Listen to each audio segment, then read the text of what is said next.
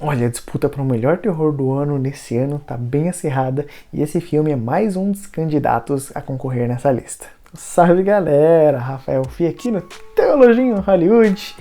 Hoje para falarmos de Sorria 2, filme esse que, cara, me surpreendeu demais. Eu estava sem expectativa nenhuma. Eu assisti aquele trailer e falei, esse filme vai ser uma porcaria. Tava totalmente desanimado. E quando eu fui ver, nossa, que surpresa maravilhosa que eu tive a oportunidade de assistir no cinema. Então eu já vim aqui correndo e eu vou trazer essa análise sem spoilers para você aqui no vídeo. E comentar, é claro, não só dos aspectos do filme, que eu achei bem interessante, e trazer no final também algumas lições bíblico-teológicas pra gente pensar a partir desse filme, fechou?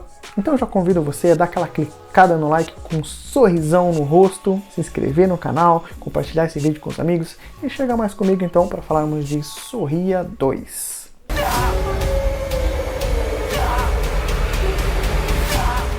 Cara, esse é um daqueles filmes que superam o original. Cara, mais uma vez, que satisfação, que sensação boa, que experiência boa. A história aqui, ela é muito boa. Daqui a pouco eu comento um pouco mais sobre ela. A protagonista, ela me ganhou demais. Com poucos minutos em tela ali, ela já ganhou minha empatia. E eu já quis acompanhar aquela jornada de perto. Diferente da protagonista do primeiro filme, que, cara, nada contra a atriz, ela é uma excelente atriz. Mas eu, particularmente, não me apeguei àquela protagonista. Eu assisti, eu me interessei muito mais pelo universo, pela história em si, do que pela protagonista. Tava um pouco me lixando pra ela, pra ser sincero. Mas aqui não, essa protagonista ela me ganhou demais. E aí é curioso, né? Porque se você já assistiu os vídeos, você viu que a história aqui ela gira em torno de uma artista famosa, né? De uma cantora ali muito famosa. E aí já deixa de te adiantar que esse filme, ele tem algumas músicas, mas não são muitas. E ele não é um musical, pode ficar tranquilo quanto a isso. Eu até fiquei com um pouco de medo quando vi o trailer, mas ele não é um musical. As músicas elas são muito boas, bem melhores que a porcaria do Coringa 2. Mas a história ela é muito boa, porque realmente isso girar em torno de uma atriz muito famosa, mundialmente famosa, cria dinâmicas e situações muito interessantes da gente acompanhar. Muito mais cobranças, expectativas, situações que envolvem aquela personagem, que criam essa história bem legal e bem intrigante. O filme aqui, ele não vai expandir a lore, né? Ou seja, ele não vai expandir a mitologia daquela criatura como muitas pessoas queriam ter visto. Então talvez isso desanime algumas pessoas, já tenham visto alguns comentários negativos nesse sentido. Ah, ele não falou nada sobre a origem da criatura. E cara, eu já mencionei isso em algum vídeo aqui no canal, de que filmes de terror, pelo amor de meus filhinhos, eles não precisam ficar inventando a origem para todo vilão que aparece no cinema. Alguns tudo bem, a gente fica até curioso de saber como surgiram tais criaturas. Mas alguns filmes, poxa, a criatura pode só existir e acabou, não tem problema com isso. Então o filme aqui, ele não expande esse universo e ele está muito mais preocupado em acompanhar a história dessa personagem, na degradação que ela vai passando. O filme ele não vai ter um tom de investigação como o primeiro filme aborda também, ele na verdade toma o primeiro filme como ponto de partida e ele vai explorar tudo que já foi trabalhado nesse filme, mas muito melhor, é claro, né? Girando tudo em torno dessa personagem e desse desenvolvimento dela, de como ela vai se degradando, de como a vida dela vai piorando desde que ela passou então por essa maldição. Ele vai girar em torno dessa degradação da personagem à medida que os dias vão passando. Isso é curioso porque o filme ele vai de certa forma trabalhar também com o tema da depressão, como no primeiro filme, só que isso de uma maneira muito melhor, é claro, e vai com novas situações, com novas dinâmicas que, uma vez mais, são bem interessantes da gente acompanhar. E aqui, é claro, não dá para conter os elogios a esse filme, justamente porque ele repete conceitos do primeiro, só que de uma maneira muito mais criativa, muito melhor. O filme ele não tenta inventar a roda, ele trabalha com conceitos que a gente já viu, mas os executa muito melhor. De certa forma, esse segundo filme ele tá muito mais maduro que o primeiro. E aí o filme ele é muito bacana porque ele é nível Coringa de loucura, no sentido de que a gente não sabe o que é realidade ou não, né? E isso, claro, não é uma coisa que foi inventada aqui. No primeiro filme a gente já vê isso acontecendo um pouco, mas que é muito mais expandido e melhor trabalhado aqui nessa sequência. Então a gente vai ter cenas muito constrangedoras, como aquela cena do Coringa no hospital de crianças, ou então como aquela cena do primeiro filme no aniversário, a cena do gatinho. Se você assistiu, você sabe do que eu tô falando. E é isso até curioso, porque se você assistiu o trailer, você viu que a forma que eles vão tentar usar para vencer a morte ou para vencer aquela criatura, é da pessoa tirar a própria vida e enganar, de certa forma, aquela criatura e depois se reanimar. E nisso se livrar dessa maldição. Só que, cara, eu acho que esse foi um dos motivos que me desanimou quando eu assisti o trailer. Porque é um conceito tão batido, a gente já viu isso em tantos filmes, a gente viu naquela porcaria daquele Rua do Medo, a gente viu isso, de certa forma, essa ideia de enganar a morte no Premonição, a gente viu isso no filme A Hora da Sua Morte, que é um filme que já me agradou um pouquinho mais. Então parece um conceito batido, mas deixa eu te dizer que o filme ele guarda uma surpresinha pra você que deixa tudo mais interessante. Então, como eu mencionei, ele não tenta inventar a roda, não tenta criar coisas do zero, né? Mas filmes de terror, hoje em dia, tem que ser assim, cara. Você não vai conseguir criar um conceito do nada, você não vai conseguir criar um assassino que mata as pessoas por meio do sonho. É muito difícil você inventar uma coisa assim tão criativa nos dias de hoje. Então, um bom filme de terror é aquele que pega conceitos que já existem, mas que trabalham eles com uma novidade e com uma criatividade que torna um filme interessante. E o filme, ele faz isso aqui com maestria. Então pensa na ideia de uma receita de alguma comida que você vai fazer. Você não vai achar um mato, um tempero especial que nunca foi encontrado antes. Isso pode acontecer? Pode, mas é muito difícil.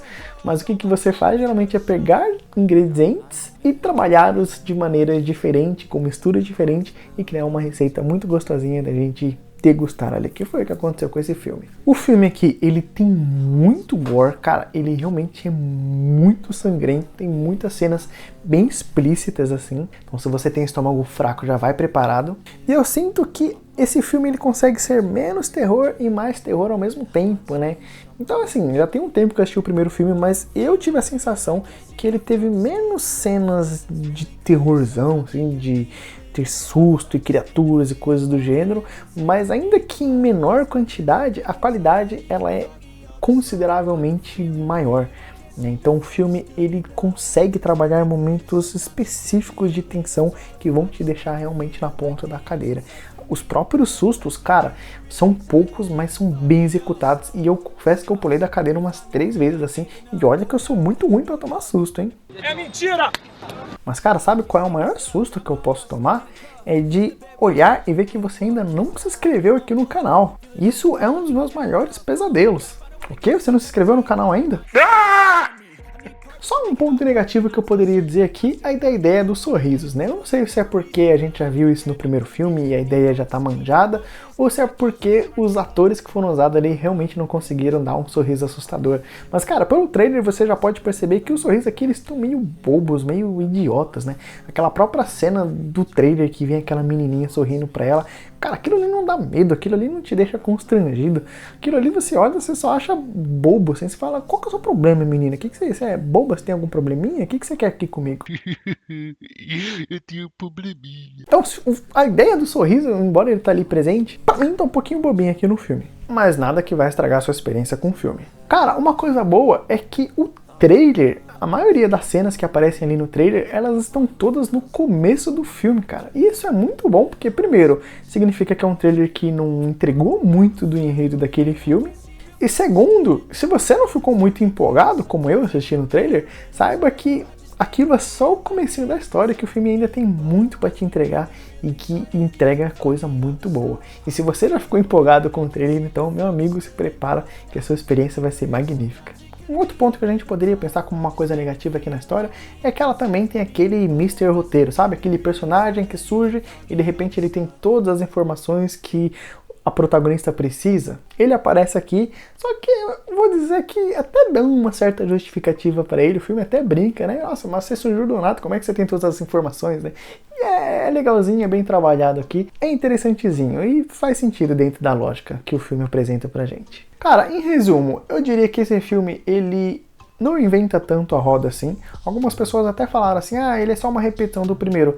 Eu não vou dizer que ele é uma repetição do primeiro. Na verdade, pra mim, ele melhora tudo que já apareceu no primeiro. Então, se você gostou do primeiro filme, com toda certeza você vai gostar desse segundo filme. E se você não gostou do primeiro, poxa, vai com o coração aberto que talvez você goste do segundo. Que pra mim, uma vez mais, ele melhora em tudo o que o primeiro já entregou pra gente. E é uma das coisas que tem até me incomodado um pouco é de que eu ouvi mais de uma vez as pessoas falando assim, isso aqui é um filme terror shopping center, né? Primeiro que defina pra mim o que é um terror shopping center. Pra mim, terror shopping center é uma Invocação do Mal, um Megan da vida, que é aquele filme bem nota 5, 6 ali, Sabe aquele filme popularzão ali que é legalzinho, não é ruim, mas também nada incrível, totalmente esquecível e ponto. E não é o caso aqui, cara. Para mim esse filme ele é tudo menos esquecível. Ele é uma experiência muito boa, ele é um filme que tá bem acima da média e é um bom terror que, graças a Deus, a gente tá tendo bons filmes de terror esse ano. Então não vem com essa porcaria desse papo de shopping center aqui, porque esse filme ele não é shopping center. Ele é um filme legal, que ele tem uma mensagem muito boa,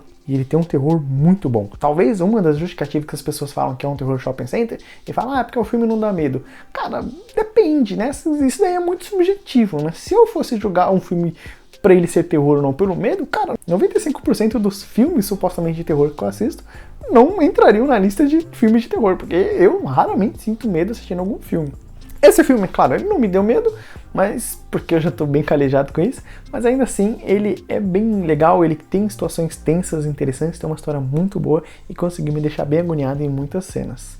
Um outro ponto que vale mencionar aqui é que a mensagem aqui do filme ela é um pouco mais direta, ela é um pouco mais clara, né, que gira em torno dessa protagonista que teve problemas no passado, que vai lidar com a depressão também, de certa forma, com todas as exigências que a vida dela exige, com todas as situações, com todas as cobranças. Então aqui a gente consegue perceber um pouco mais claro ali a mensagem que o filme tenta passar pra gente. Inclusive tem uma cena que ela tem uma espécie de monólogo que vai passar bem pra gente a mensagem do filme, diferente do primeiro, que ele é um pouco mais tímido, ele é um pouco mais contido nessa questão da mensagem da depressão. Mas isso não quer dizer que o primeiro é melhor que o segundo, ou vice-versa, né?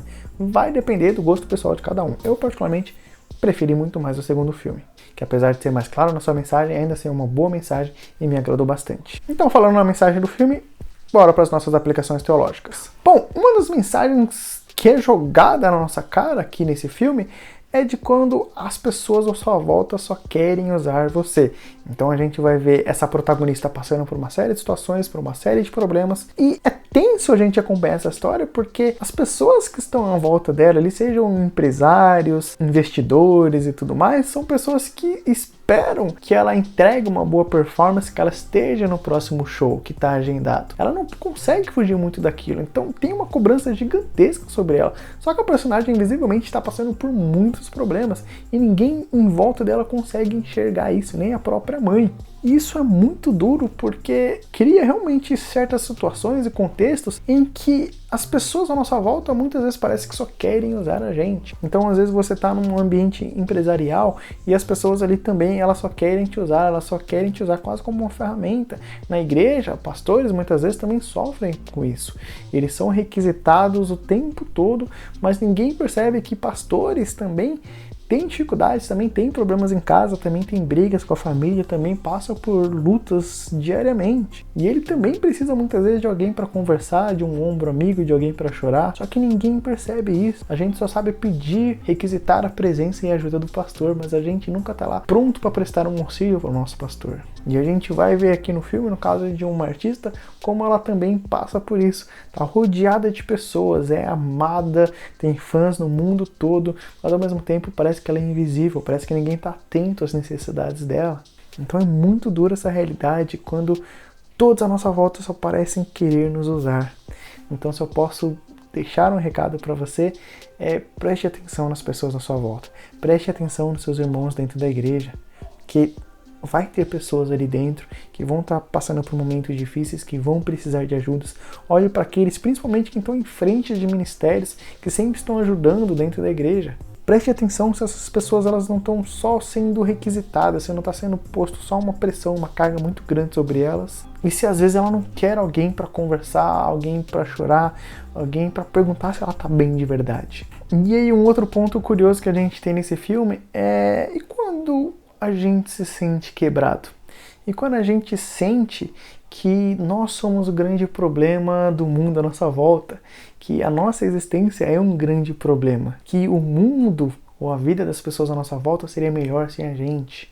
Quando a gente sente que a nossa vida é fracasso atrás de fracasso, quando a gente pensa que as pessoas à nossa volta sofrem por nossa causa. Ou então, o outro lado da moeda, a gente costuma também olhar para a vida das pessoas à nossa volta e sempre ficar procurando problemas. Então, o problema dessa pessoa é porque ela é viciada em drogas, porque ela fuma cigarro, porque ela tem problema com álcool, porque ela tem más amizades ou coisas do gênero. Sendo que o grande problema que todos nós temos é a falta de Cristo. Esse é o grande problema da humanidade, é a falta de Jesus Cristo. Às vezes a gente quer impor uma agenda ética cristã na vida das pessoas à nossa volta, mas se aquela pessoa ela não aceitou a Cristo, ela não vai viver segundo os padrões do cristianismo, entende?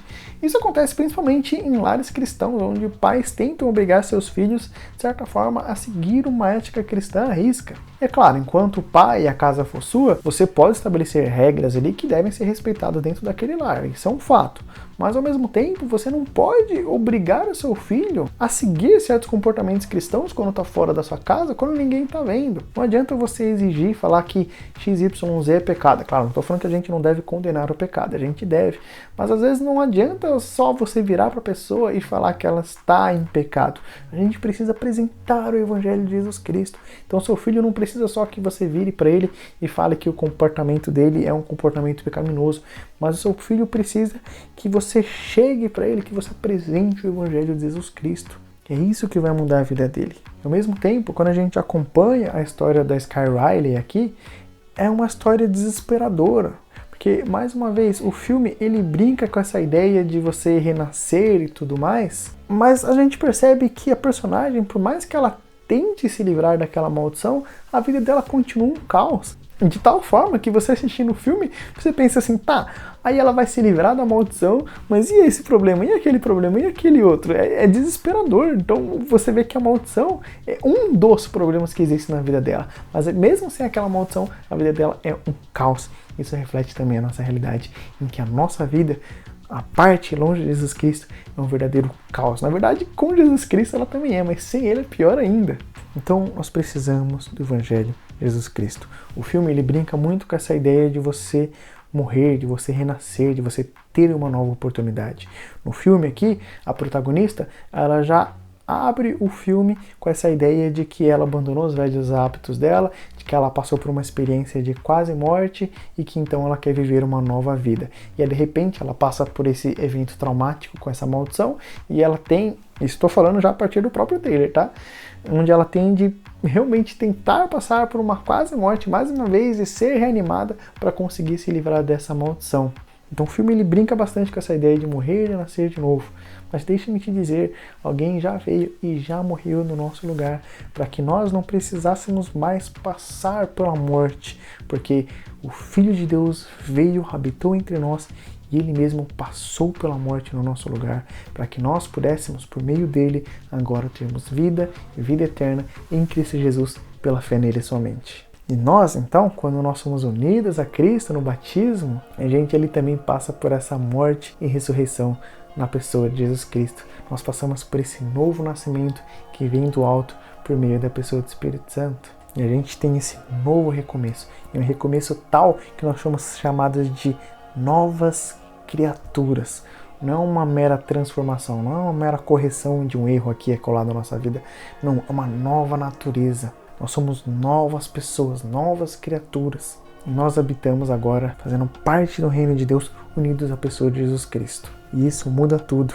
De tal forma que se eu sinto que eu sou um problema na sociedade, saiba que todos os nossos pecados, todos os nossos defeitos, eles são perdoados na cruz de Cristo. E não só isso, Deus ele não só perdoa os nossos pecados e purifica os nossos pecados, como ele nos ajuda também a sermos novas pessoas, termos um novo começo e vivermos agora em novidade de vida por meio da pessoa de Jesus Cristo.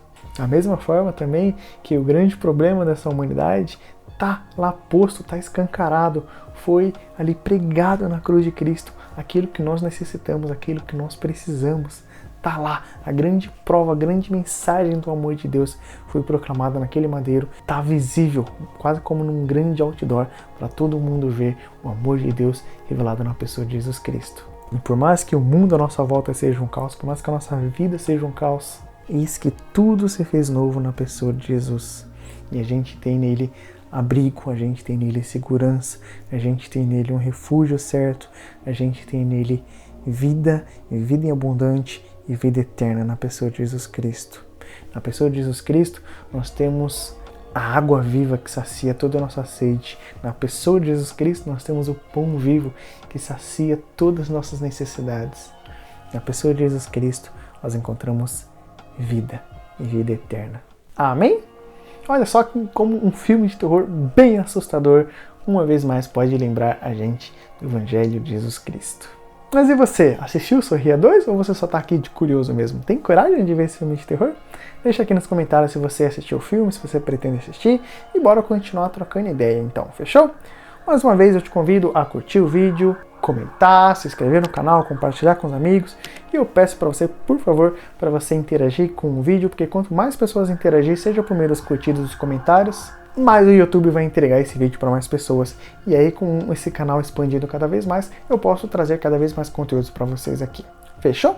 Então fiquem com Deus, gente. Um abraço, até a próxima e espero ver você aqui no canal em breve. Tchau!